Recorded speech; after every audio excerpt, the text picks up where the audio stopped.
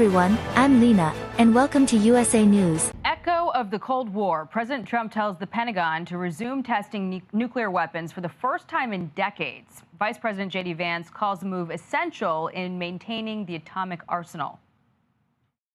We have a big arsenal, obviously. The Russians have a large nuclear arsenal. The Chinese have a large nuclear arsenal. Sometimes you've got to test it to make sure that it's functioning and working properly. But it's an important part of American national security to make sure that this nuclear arsenal we have actually functions properly. And that's part of a testing regime. To be clear, we know that it does work properly, but you got to keep on top of it over time. And the president just wants to make sure that we do that.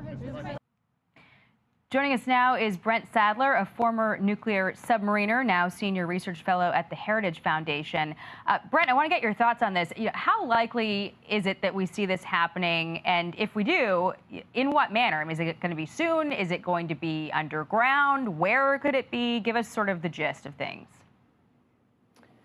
Yes, I mean, this has been in the works for several years. The fact that the president chose to announce and to really publicly commit to this just before he met with President Xi Jinping is certainly not something to be missed for the strategic and the messaging significance of that. But you could start seeing testing, scaled underground testing in the very near future.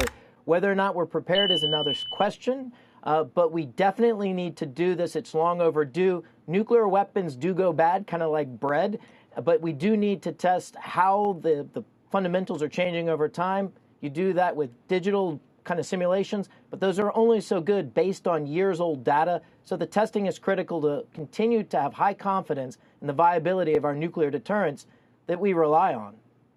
Did this come as a surprise to you? Because the president seemed to indicate just a few weeks ago that potentially he was pursuing a denuclearization track. I want to play you what he said recently.